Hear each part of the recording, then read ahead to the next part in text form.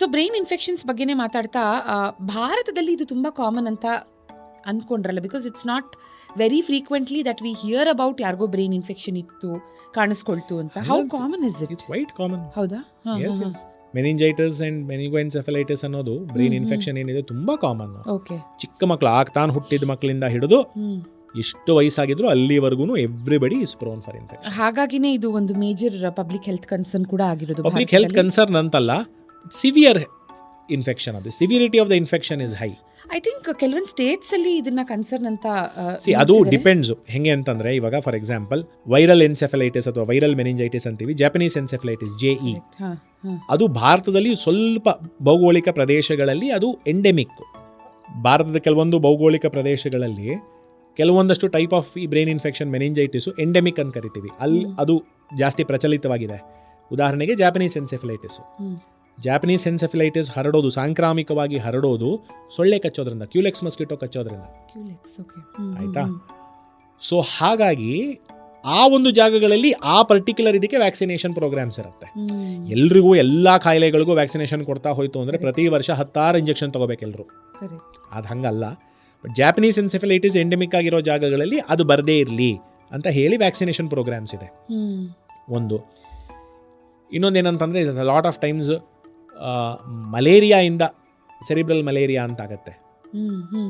So malaria ಬರೋದ್ರಿಂದ meningitis ಅಥವಾ encephalitis ಆಗ್ಬೋದು. ಸೊ ಮಲೇರಿಯಾ ತಡೆಗಟ್ಟುವಂಥ ಒಂದು ಪಬ್ಲಿಕ್ ಹೆಲ್ತ್ ಇನಿಷಿಯೇಟಿವ್ಸ್ ಅಲ್ಲಿ ಇರಬಹುದು, ಮಲೇರಿಯಾ ಬರದೇ ಇರಲಿ, ಸೊಳ್ಳೆಗಳ ನಿಯಂತ್ರಣಕ್ಕೆ ಮಾಡೋದಕ್ಕೆ, ಆ ಥರ ಇರುತ್ತೆ. ಸೊ ಸಾಂಕ್ರಾಮಿಕ ಅನ್ನೋದು ಆ ಆ್ಯಂಗಲಿಂದ. ಈಗ ನಿಮಗೆ ಮೆನಿಂಜೈಟಿಸ್ ಬಂದಿದೆ, ನಿಮ್ಮಿಂದ ನನಗೆ ಬರುತ್ತೆ ಅಂತಲ್ಲ, ನಿಮಗೆ ಬಂದಿರೋ ಸೋರ್ಸ್ ಯಾವುದರಿಂದ ಬಂದಿದೆ ಅಂತ ನೋಡಿಕೊಂಡು ಅದು ನನಗೂ ಬರಬಹುದು ಅನ್ನೋವಂಥ ಒಂದು ಕಾಮನ್ ಫ್ಯಾಕ್ಟರ್ಗೋಸ್ಕರ ಸಾಂಕ್ರಾಮಿಕತೆಯನ್ನು ತಡೆಗಟ್ಟೋದಕ್ಕೆ ಒಂದು ಪ್ರಯತ್ನ ಅದು. ಇದಕ್ಕೊಂದು ವ್ಯಾಕ್ಸಿನೇಷನ್ ಇದೆ ಅನ್ಸುತ್ತಲ್ವಾ JEಗೆ? JE ವ್ಯಾಕ್ಸಿನೇಷನ್ ಇದೆ, ಹೌದೌದು. Japanese encephalitis has vaccine. Lot of times ಏನು ಗೊತ್ತಾ, ಚಿಕನ್ ಪಾಕ್ಸು, ಮೀಸಲ್ಸು, ಮಂಪ್ಸು, ಇವ್ರಿಗೆಲ್ಲ ಮೆನಿಂಜೈಟಿಸ್ ಬರುತ್ತೆ ಮಕ್ಕಳಿಗೆ. ತುಂಬ severe form of herpes, severe form of chicken pox, severe form of measles, ಅವುಗಳಿಂದ ಮೆನಿಂಜೈಟಿಸ್ ಬರುತ್ತೆ. ಸೊ ಇವಾಗ ನ್ಯಾಷನಲ್ ಇಮ್ಯುನೈಸೇಷನ್ ಪ್ರೋಗ್ರಾಮಲ್ಲೇ ಇದೆ ಅದು. ಮೀಸಲ್ಸು, ಮಮ್ಸು, ರುಬೆಲ್ಲಾಗೆ ವ್ಯಾಕ್ಸಿನ್ ಇದೆ, MMR ವ್ಯಾಕ್ಸಿನ್ ಅಂತಿದೆ. ಇತ್ತೀಚೆಗೆ ಚಿಕನ್ ಪಾಕ್ಸಿಗೆ vaccine has been included national immunisation ಸ್ಕೆಡ್ಯೂಲಲ್ಲಿ. ವ್ಯಾರಿಸೆಲ್ಲಾ ವ್ಯಾಕ್ಸಿನ್ ಇದೆ. ಹೀಮೋಫಿಲಸ್ ಇನ್ಫ್ಲೂಯೆನ್ಸಾ ಅಂತ ಹೇಳಿ ಒಂದು ಬ್ಯಾಕ್ಟೀರಿಯಾ, ಆ ಹೀಮೋಫಿಲಸ್ ಇನ್ಫ್ಲೂಯೆನ್ಸಾ ಇಂದಾನು ಮೆನಿಂಜೈಟಿಸ್ ಬರುವಂಥ ಸಾಧ್ಯತೆ, HIV, ಅದಕ್ಕೂ ವ್ಯಾಕ್ಸಿನ್ ಇದೆ. ಸೊ ಇದೆಲ್ಲ ಉತ್ತರ ಪ್ರದೇಶ್, ಬಿಹಾರ್, ಅಸ್ಸಾಂ ಇಲ್ಲಿ ಮಾತ್ರ ಡಿಪೆಂಡ್ಸ್ ಭೌಗೋಳಿಕವಾಗಿರೋಂಥ ಇದು. ಈಗ ಬೆಂಗಳೂರಲ್ಲಿ ಜಾಪನೀಸ್ ಎನ್ಸೆಫಲೈಟಿಸ್ ಅಷ್ಟು ಪ್ರಚಲಿತವಾಗಿ ಇಲ್ಲ.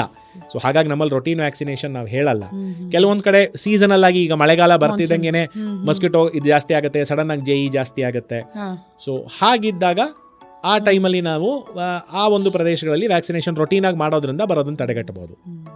ಸಿಚುವೇಶನಲ್. ಓಕೆ. ಸೊ ಯಾವುದೇ ಕಾರಣದಿಂದ, ಇವಾಗ ನೀವು ಮೆನ್ಷನ್ ಮಾಡಿದಂಥ ಯಾವುದೇ ಕಾರಣದಿಂದ ಬ್ರೈನ್ ಇನ್ಫೆಕ್ಷನ್ ಕಾಣಿಸ್ಕೊಂಡ್ರು, ಇದು ಒಂದು ಸಲ ಕಾಣಿಸ್ಕೊಂಡ ಮೇಲೆ, ಅಂದರೆ ನಮಗೆ ಸಿಂಪ್ಟಮ್ಸ್ ವೈಸ್ ಕಾಣಿಸ್ಕೊಂಡ ಮೇಲೆಲ್ಲ, ಬ್ರೈನ್ ಇನ್ಫೆಕ್ಷನ್ ಆದಮೇಲೆ ತುಂಬ ರ್ಯಾಪಿಡ್ಲಿ ಪ್ರೋಗ್ರೆಸ್ ಆಗುತ್ತಾ in the next 24 to 48 hours? ಅದು depends on the severity of the infection, depends on the organism, depends on your immune status. ಸಾಕಷ್ಟು ಬೇರೆ ಬೇರೆ ಆಯಾಮಗಳಿದೆ. ಯೂಶಲ್ ಆಗಿ ಮೆನಿಂಜೈಟಿಸ್ ಅನ್ನೋದು ದೊಡ್ಡವರಲ್ಲಿ ಕಾಣಿಸ್ಕೊಳ್ಳೋದು in a setting of immunocompromise status. ಆಯ್ತಾ? ಫಾರ್ ಎಕ್ಸಾಂಪಲ್ HIV ಇದೆ, ಅವರಿಗೆ meningitis is very common. Meningitis ಅಲ್ಲ, ಯಾವುದೇ ರೀತಿಯಾದ ಇನ್ಫೆಕ್ಷನ್ ಕಾಮನ್. HIV ಇನ್ಫೆಕ್ಷನ್ ಇರೋರಿಗೆ ಇಮ್ಯುನಿಟಿ ಲೋ ಇರುತ್ತೆ ಅಂತ ಹೇಳಿ, ನ್ಯೂಟ್ರಿಷನಲ್ಲಿ ತುಂಬ ವೀಕ್ ಇರ್ತಾರೆ, ಅಥವಾ ಕೀಮೋಥೆರಪಿ ತಗೋತಾರೆ ಅದರ ಕ್ಯಾನ್ಸರಿಗೆ, ಇಮ್ಯುನಿಟಿ ಕಮ್ಮಿ ಇರುತ್ತೆ.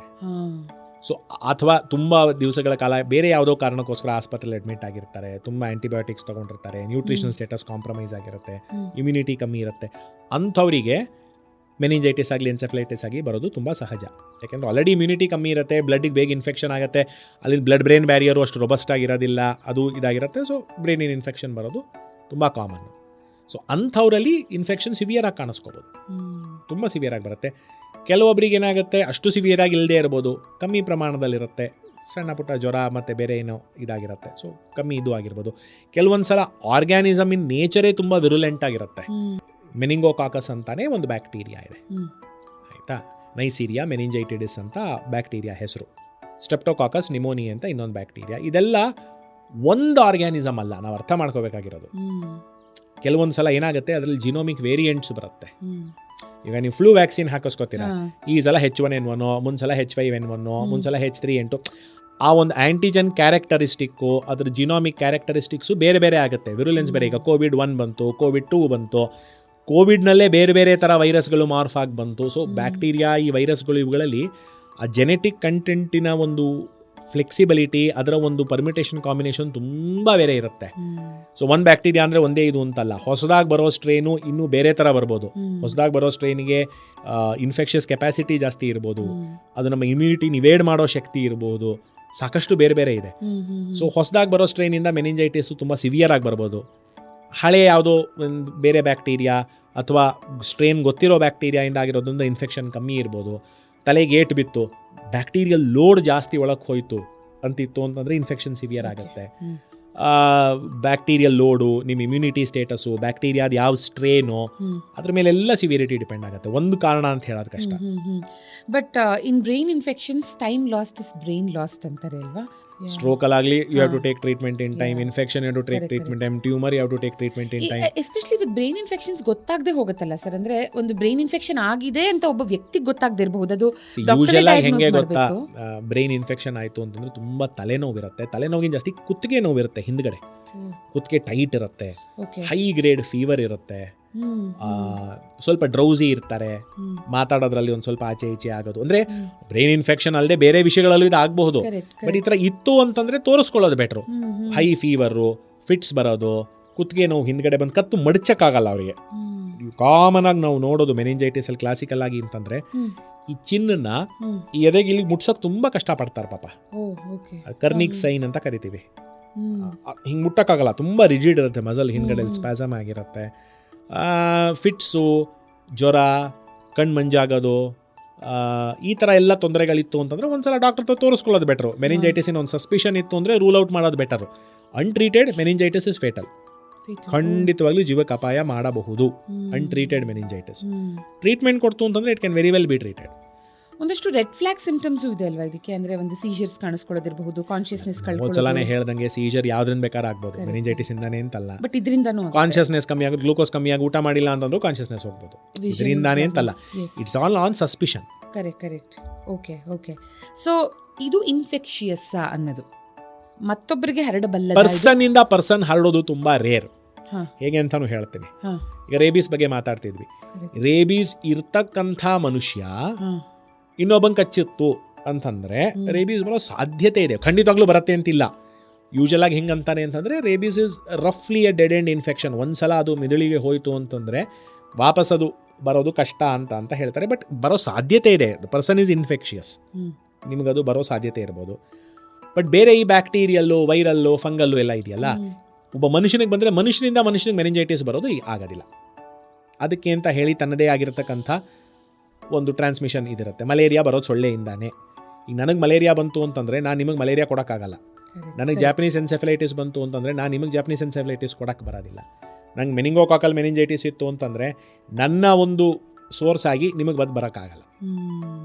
ಸಾಂಕ್ರಾಮಿಕ ಅಲ್ಲ. ಸಾಂಕ್ರಾಮಿಕ ಅನ್ನೋದು ಹರಡುವ ಬೇರೆ ಒಂದು ಆಯಾಮದಿಂದ. ಸೊಳ್ಳೆಯಿಂದ ಬಂದರೆ ಸಾಂಕ್ರಾಮಿಕ, ಅಥವಾ ಯಾವುದೋ ಇಲಿಯಿಂದ ಬಂದರೆ ಅದರಿಂದ ಸಾಂಕ್ರಾಮಿಕ. ಸಾಕಷ್ಟು ಸಾಂಕ್ರಾಮಿಕ ರೋಗಗಳಿದೆ. ಇಲಿಯ ದೇಹದ ಮೇಲಿರೋ ಹುಳು ಮನುಷ್ಯನ ಕಚ್ಚಿದ್ರೆ ಬರುವಂಥ ರೋಗಗಳಿದೆ. ಟಿಕ್ ಫೀವರ್ ಇದೆ, plague classical example is plague. Plague ಯಾವುದರಿಂದ ಬರೋದನ್ನು ಜನ ಇಲಿಯಿಂದ ಅನ್ಕೋತಾರೆ. ಇಲಿಯಿಂದಲ್ಲ, ಇಲಿಯ ದೇಹದ ಮೇಲಿರೋ ಒಂದು ಹುಳು ಇದೆ, ಅದು ಕಚ್ಚೋದ್ರಿಂದ, ಅದರಿಂದ ಬರುವಂಥ ಒಂದು ಇದು. ಸೊ ಆ ಆಯಾಮದಲ್ಲಿ ಸಾಂಕ್ರಾಮಿಕ. ಮನುಷ್ಯರಿಂದ ಮನುಷ್ಯರಿಗೆ ಹರಡೋದ್ರಿಂದ ಸಾಂಕ್ರಾಮಿಕ ಅಲ್ಲ. ಫಾರ್ ಎಕ್ಸಾಂಪಲ್, ಇವಾಗ ರೋಟಾ ವೈರಸ್ ವ್ಯಾಕ್ಸಿನ್ ಹಾಕ್ಸ್ತೀವಿ ಮಕ್ಕಳಿಗೆ, ಅದು ಮನುಷ್ಯರಿಂದ ಮನುಷ್ಯರಿಗೆ ಹರಡುತ್ತೆ. ಒಂದು ಮಗುಗೆ ಬೇದಿ ಆಗುತ್ತೆ, ಆ ಬೇದಿಯಿಂದ ಆ ವೈರಸ್ಸು ಹೊರಗಡೆ ಬಂದು ಅದರಿಂದ ಇನ್ನೆಲ್ಲೋ ಕಂಟ್ಯಾಮಿನೇಟ್ ಆಗಿ ಅದರಿಂದ ಇನ್ನೊಂದು ಮಗು, ಆ ರೀತಿ ಬರಲ್ಲ. ನಿಮಗೆ ಮೆನಿಂಜೈಟಿಸ್ ಇತ್ತಂತಂದರೆ ನಿಮ್ಮಿಂದ 10 ಜನಕ್ಕೆ ಹರಡುತ್ತೆ ಅನ್ನೋದಿಲ್ಲ. ಹರಡೋವಂಥದ್ದು 10 ಜನಕ್ಕೆ ಹೋಗಿ ಹರಡಿಸೋದ್ರಿಂದ ಬರೋವಂಥದ್ದು. ಗೊತ್ತಾಯಿತು ಸರ್. ಇವಾಗ moving on to my next question. Actually ನಾನು ಟೆಸ್ಟ್ಸ್ಗಳ ಬಗ್ಗೆ ಮಾತಾಡಬೇಕಿತ್ತು, ಆದರೆ ಅದಕ್ಕೂ ಮುಂಚೆ I wanted to ask you, because ಸುಮಾರಷ್ಟು ಈ ವ್ಯಾಕ್ಸಿನೇಷನ್ ಬಗ್ಗೆ ಏನು ಮಾತಾಡಿದ್ವಿ. ವ್ಯಾಕ್ಸಿನೇಷನ್ ಕಂಡುಹಿಡಿದವ್ರು ಯಾರು? ಎಡ್ವರ್ಡ್ ಜೆನ್ನರ್ ಹೆಸರು ಕೇಳಿದ್ದೀರಾ?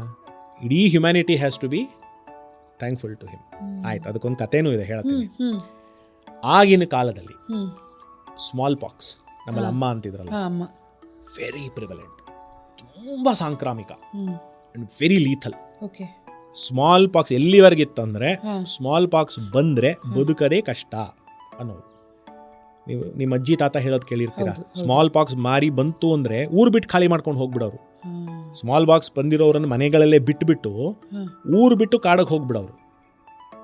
ಪ್ಲೇಗ್ಗೂ ಆ ಥರ ಮಾಡೋರು. ಪ್ಲೇಗ್ ಮಹಾಮಾರಿ ಬಂತು ಅಂದರೆ ಪ್ಲೇಗ್ ಬಂದಿರೋ ಮನೆಗಳಲ್ಲಿ ಇಲಿ ಸತ್ತು ಬೀಳೋದು. ಪ್ಲೇಗ್ ಬಂತು ಅಂತ ಗೊತ್ತಾದರೆ ಪ್ಲೇಗ್ ಬಂದಿರೋರನ್ನ ಹಳ್ಳಿಲಿ ಬಿಟ್ಟು ಕಾಡಿಗೆ ಹೋಗ್ಬಿಡೋರು, ಊರು ಬಿಟ್ಟು ಹೋಗ್ಬಿಡೋರು. ಅದೆಲ್ಲ ವಾಸಿ ಆದಮೇಲೆ ವಾಪಸ್ ಬರ್ತೀವಿ ಅಂತ ವ್ಯಾಕ್ಸಿನೇಷನ್ ಅನ್ನೋ ಕಾನ್ಸೆಪ್ಟ್ ಇರಲಿಲ್ಲ ಆಗ. ಕಾಯಿಲೆ ಬಂತು ಅಂತಂದರೆ ಡೆಡ್ಲಿ, ಅರ್ಥ ಆಯ್ತಾ? ಸೊ ಸ್ಮಾಲ್ ಪಾಕ್ಸ್ ಆ ಥರ ಇತ್ತು, ಇಡೀ ಜಗತ್ತಿಗೆ ಅಫೆಕ್ಟ್ ಮಾಡಿದೆ ಸ್ಮಾಲ್ ಪಾಕ್ಸು. ಇದಕ್ಕೆ ಪ್ಯಾಂಡೆಮಿಕ್ಸ್ ಅಂತ ಹೆಸರು. ಕೋವಿಡ್ ಹೇಗೆ ಪ್ಯಾಂಡೆಮಿಕ್ ಆಯಿತು, ಅದೇ ರೀತಿ ಹಿಂದಿನ ಕಾಲದಲ್ಲಿ ಪ್ಯಾಂಡೆಮಿಕ್ಸ್ ಇದ್ದಿದ್ದು smallpox was a big pandemic. ನಾವು smallpox is now eradicated. Vaccination was that effective. ನಿಮ್ಮ ಸ್ಮಾಲ್ ಪಾಕ್ಸ್ ನಾನು ನೋಡಿಲ್ಲ.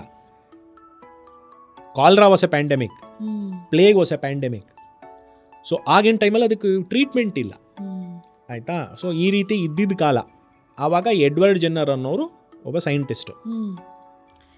ಈ ಸ್ಮಾಲ್ ಪಾಕ್ಸ್ಗೆ ಸಂಬಂಧಪಟ್ಟ ಹಾಗೆ ಕೌ ಪಾಕ್ಸ್ ಅಂತ ಇನ್ನೊಂದಿತ್ತು. ಈ ಹಸುಗಳ ಜೊತೆ ಹೈನುಗಾರಿಕೆ ಮಾಡುವಂಥ ಕೆಲಸದಲ್ಲಿ ಇನ್ವಾಲ್ವ್ ಆಗಿರೋರು, ಹಾಲು ಕರಿಯೋರು, ಡೈರಿ ಕೆಲಸದಲ್ಲಿರೋರಿಗೆ ಕೌ ಪಾಕ್ಸ್ ಅಂತ ಹೇಳಿ ಒಂದು ಕಾಯಿಲೆ ಬರೋದು. ಹಸುಗಳಿಗೂ ಬರೋದು, ಹಸುಗಳಿಂದ ಇವ್ರಿಗೂ ಬರೋದು. ಸ್ಮಾಲ್ ಪಾಕ್ಸ್ ಅಷ್ಟು ಡೆಡ್ಲಿ ಆಗಿರಲಿಲ್ಲ. ಮೈ ಮೇಲೆ ಸಣ್ಣ ಸಣ್ಣ ಹುಣ್ಣುಗಳಾಗೋದು, ಹುಣ್ಣಿಂದ ಒಂದು ದ್ರವದ ಥರ ಸೋರೋದು, ಒಂದು ಸ್ವಲ್ಪ ದಿವಸಕ್ಕೆ ಜ್ವರ ಗಿರ ಬಂದು ವಾಸಿ ಆಗ್ಬಿಡೋದು. ಇವರು ಎಡ್ವರ್ಡ್ ಜೆನ್ನರ್ ಏನು ಮಾಡಿದ್ರು ಅಂತಂದರೆ, ಈ ಕೌ ಪಾಕ್ಸ್ ಬಂದಿರುವಂಥ ಮನುಷ್ಯರು ಯಾರಿದ್ದಾರೆ ಅವರ ದ್ರವ ಸೋರುತ್ತಲ್ಲ ಅಥವಾ ಹುಣ್ಣಿದೆಯಲ್ಲ, ಅದರಿಂದ ಒಂದು ದ್ರವನ ತೆಗೆದು ಅದನ್ನು ಸ್ಮಾಲ್ ಪಾಕ್ಸ್ ಇರೋವಂಥ ಅಥವಾ ಸ್ಮಾಲ್ ಪಾಕ್ಸ್ ಬರದೇ ಇರೋವಂಥ ವ್ಯಕ್ತಿಗಳಿಗೆ ಹಾಕಿದ್ರೆ ಏನಾಗುತ್ತೆ ಅಂತ ಒಂದು ರಿಸರ್ಚ್ ಮಾಡಿದ್ರು. ಅದಕ್ಕೊಂದು ಕತೆ ಇದೆ. ಅವ್ರ ಓನರ್ ಮಗನಿಗೆ ಕೊಟ್ಟರು ಅಥವಾ ಅವ್ರಿಗೆ ಗೊತ್ತಿರೋರು ಇದಕ್ಕೆ ಕೊಟ್ಟರು, ಬೇರೆ ಬೇರೆ ಏನೇನೋ ಕತೆ ಇದೆ. ಬಟ್ ಬೇಸಿಕ್ ಏನು ಅಂತಂದರೆ ಆ ದ್ರವನ ತೆಗೆದು ಒಂದು ಹೆಲ್ತಿ ಮನುಷ್ಯನಿಗೆ ಕೊಟ್ಟರೆ ಅಥವಾ ಸ್ಮಾಲ್ ಪಾಕ್ಸ್ ಬಂದಿರೋರು ಕೊಟ್ಟರೆ ಕಷ್ಟ, ವಾಸಿ ಆಗಲ್ಲ. ಹೆಲ್ತಿ ಆಗಿರೋರು ಒಬ್ರು ಕೊಟ್ಟರೆ ಏನಾಗುತ್ತೆ ಅಂತ ನೋಡಕ್ಕೆ ಹೋದಾಗ ಬೈ ಡಿಫಾಲ್ಟ್ ಏನಾಯಿತು ಅಂತಂದರೆ ಅವ್ರಿಗೆ ಕೌ ಪಾಕ್ಸು ಬರಲ್ಲ, ಸ್ಮಾಲ್ ಪಾಕ್ಸು ಬರಲಿಲ್ಲ. ಒಂದು 2-3 ದಿನ ಸ್ವಲ್ಪ ಜ್ವರ ಗಿರ ಬಂದು ಸ್ವಲ್ಪ ಕಾಯಿಲೆ ಇತ್ತು, ಆಮೇಲೆ ಫುಲ್ ಆಯಿತು, ಸ್ಮಾಲ್ ಪಾಕ್ಸ್ ಬರಲಿಲ್ಲ. That was when vaccination was discovered. That ತೊಂದರೆ ಇರೋರ ಒಂದು ರಕ್ತದಲ್ಲಿ ಆ ತೊಂದರೆ ಬರದೇ ಇರೋ ಹಾಗೆ ತಡೆಗಟ್ಟುವಂಥ ಯಾವುದೋ ಒಂದು ಶಕ್ತಿ ಇದೆ.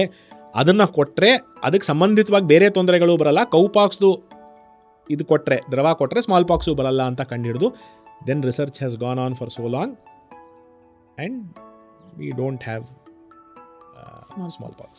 ಅಲ್ಲ, but how did you even think about it ಅಂತ? A lot of accidental discoveries. Talking about vaccination, Edward Jenner, ಖಂಡಿತ humanity should be thankful sir ಅವ್ರಿಗೆ ನೀವು ಹೇಳಿದಾಗೆ.